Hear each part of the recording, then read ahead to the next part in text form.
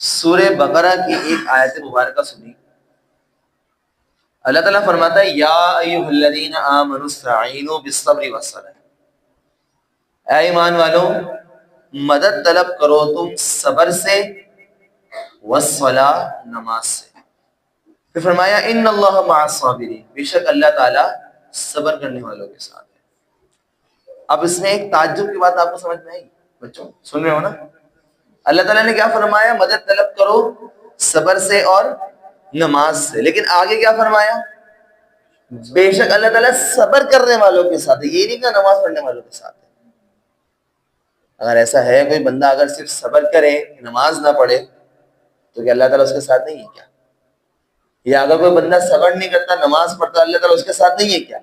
بے شک ہے. لیکن یہاں صرف یہ فرمانا کہ ان اللہ مع الصابرین کیا وجہ ہے؟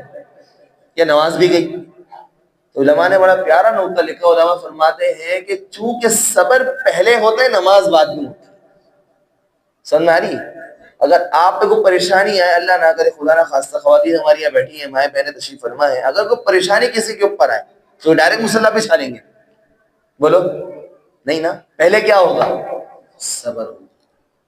اگر خدا نہ خواستہ کسی کے والد صاحب کا انتقال ہو جائے، کسی کی والدہ کا انتقال ہو جائے، کسی کا نومولود بچہ انتقال کر جائے، یہ کوئی سا کا معاملہ ہو تو کیا ہوگا؟ سب سے پہلے صبر کا دامن نہیں چھوڑنا. پہلے صبر ہوگا. نبی پاک صلی اللہ علیہ وسلم کی عادت مبارکہ تھی جب آپ کو پریشانی آتی تو آپ فوراً مصلی بچھا لیا کرتے ہیں، فوراً اللہ تعالیٰ کی بارگاہ میں جستجو کرتے، فوراً اللہ کی بارگاہ میں حاضر ہوتے. لیکن مصلی بچھانے سے پہلے بھی تو کچھ ہوتا ہوگا نا. ایسا نہیں پریشانی مصلی بچھا لیا، ایسا نہیں ہے. پہلے صبر کیا پھر نماز کی طرف آئے. تو یہی حکم اللہ تعالیٰ فرماتا ہے آمنوا استعینوا، ایمان والو پہلے صبر کرنا ہے پھر نماز پڑھنی ہے. اور خوشخبری دے دی بے شک اللہ تعالیٰ صبر کرنے والوں کے ساتھ ہے. صبر کیا ہے؟ صبر کی تعریف بڑی اچھی علماء نے لکھی ہے کہ صبر کہتے ہیں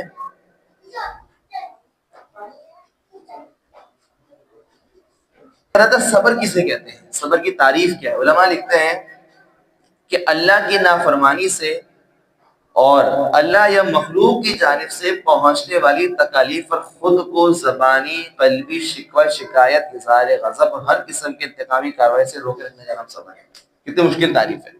آسان الفاظوں میں آپ کو میں سمجھاؤں کہ جب بھی آپ کی پریشانی آئے، جب بھی آپ پہ کوئی مشکل آئے، جب بھی آپ کی طرف کوئی پریشانی متوجہ ہو تو آپ نے کیا کرنا ہے؟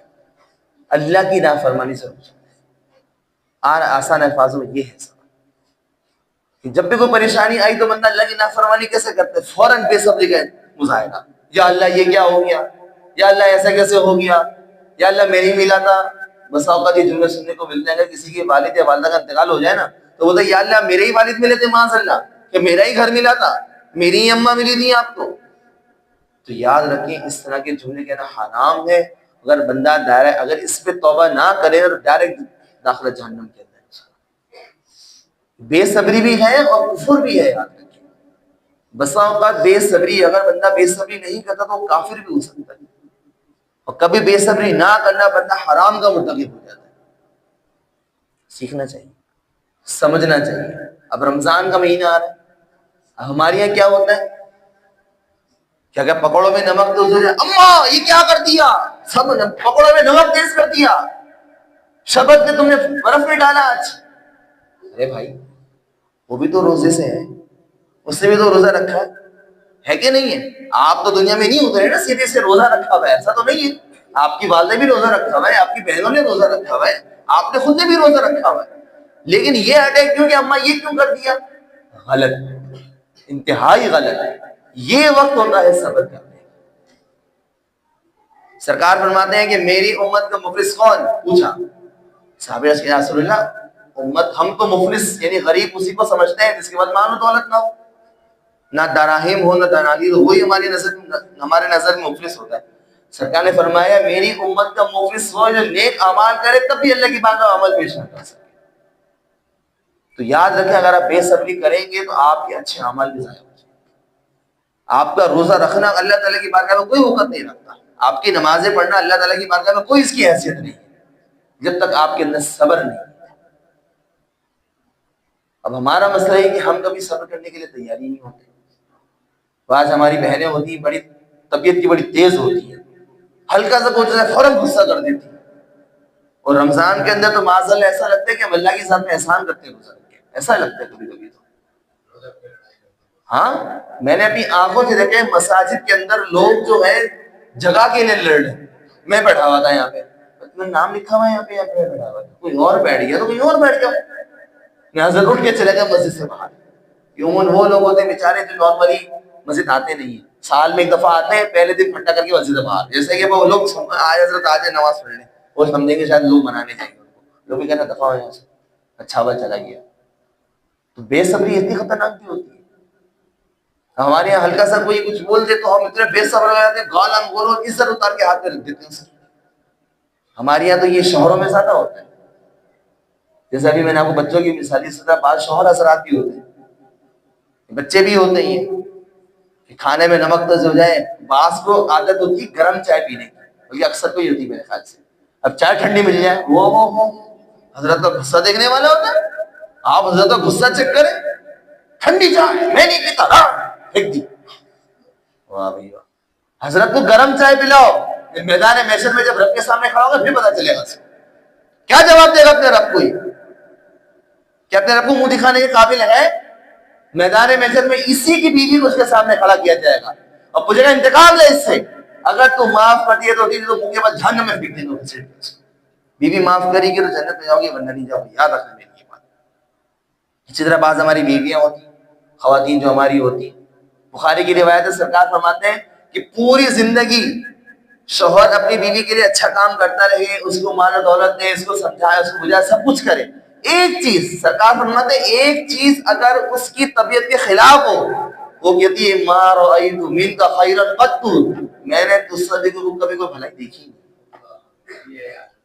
یہ خواتین کی عادت. میری مائیں بہنیں برا نہ مانے, آپ تربیت کے لیے آئی ہیں, تو میں ایز اے مربی میں آپ کی بات کہہ رہا ہوں, تربیت کرنے والے کی. گویا کہ استاد کیسے کرتا ہوں آپ کے لیے, اگر کم عمر ہوں لیکن سمجھانے کے لیے بات تو کر سکتا ہوں نا.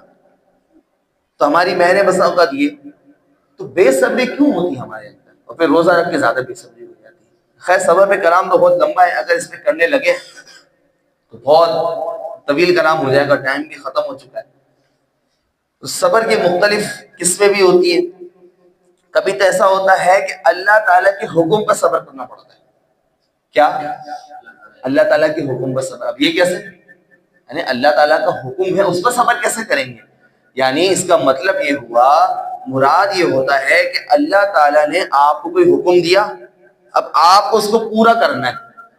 پورا کرنے میں جو آپ نے آزمائش آئے گی تو اس پہ آپ نے صبر کرنا ہے. مثال کے طور پہ سخت سردی ہے, سخت سردی کے اندر فجر کا ٹائم ہے, اب آپ کو وضو کرنا ہے, کیسے کرو گے؟ اب جس کے اندر ہمت ہوگی, جو اپنے آپ کو مسلمان کہتا ہوگا, میں تو کہتا ہوں اصل مردان کے لیے اٹھو, وضو کرو, اللہ کی بارگاہ میں کھڑے ہو. اب جب وضو کرنے پہ جو مشقت آئے گی نا, اس پہ صبر کرنا. یہ ہوتا ہے اللہ کی عبادت, اللہ کے حکم پہ صبر کرنا. ایک ہوتا ہے اللہ کی نافرمانی پہ صبر کرنا. اللہ کی نافرمانی پہ صبر کرنا کیسا, مراد کیا ہوتا ہے؟ مراد یہ کہ اللہ نے فرمایا شراب نہ پیو, چوری نہ کرو, ڈاکے نہ ڈالو. یہ آپ کا رب کہہ رہا ہے نا, اب آپ اپنے آپ کو چوری کرنے سے روکنے پہ صبر کرنا. یہ ہوتا ہے اللہ تعالیٰ کی نافرمانی پہ صبر کرنا. اپنے آپ کو شراب پینے سے روکنا, اپنے آپ کو چوری کرنے سے روکنا, اپنے آپ کو بد نگاہی کرنے سے روکنا, اپنے آپ کو فضول حرام غصہ کرنے سے روکنا, اپنے آپ کو دوسروں کو مارنے پیٹنے سے روکنا. یہ ہوتا ہے نافرمانی کا صبر. اور بسا اوقات صبر جو ہے وہ مخلوق کی جانب سے آزمائش پر ہوتا ہے. جیسے ہمارے, میں نے آپ کو بہت ساری مثالیں دی, سب مخلوق کی طرف سے آزمائش میں صبر ہے. تو اس صبر کی مختلف قسمیں ہوتی ہیں. اللہ تعالیٰ یہ حدیث مبارکہ ہے کہ صبر کرنے والوں کے لیے پتہ ہے کیا معاملہ ہے. خواتین شاید ناراض ہو جائیں ہماری, تم جتنے یہاں بیٹھے ہو نا, خصوص ہمارے عبید بھائی, کہ جب کسی معاملے پہ غصہ ہو تو صبر کرو, تو یاد رکھو اللہ تعالیٰ جنت میں حوریں دے گا تمہیں. تصور حور کے ذریعے اپنا صبر کر لینا, اے جنت میں حوریں ملیں گی, چڑھانا جا کے بہن کو, اے مجھے تو حوریں ملیں گی, تو یہ کیا بولے, یہ والے عبید بھائی, تم بھی تو عبید ہو, کیا ہو گیا, خیر ہو گئی, سمجھ میں آ رہا ہے؟ تو اسی طرح اللہ تعالیٰ نے قرآن میں فرما دیا وَبَشِّرِ الصَّابِرِينَ, صبر کرنے والوں کے لیے خوشخبری ہے. سرکار فرماتے ہیں، اللہ تعالیٰ فرماتا ہے سرکار ان کو حکم دے دیں تو مجھے خوشخبری ہے۔ خوشخبری کیا ہے؟ جنت میں اعلیٰ مقام۔ اللہ تعالیٰ کی بارگاہ سے دعا ہے کہ اللہ تعالیٰ ہم سب کو صابرین میں سے بنائیں، صبر کرنے والوں میں سے بنائیں۔ یقیناً صبر کرنا بڑا مشکل ہوتا ہے کہ نہیں ہوتا؟ جبھی تو اللہ تعالیٰ نے صبر کرنے کی اتنی فضیلتیں ذکر کی ہیں، ہم تو صبر ہی نہیں کرتے، باقی کی بات تو باتیں کریں گے۔ بہرحال اللہ تعالیٰ ہم سب کو عمل کی توفیق عطا فرمائے۔ وآخر دعوانا الحمد للہ رب العالمین۔ اللہم صلی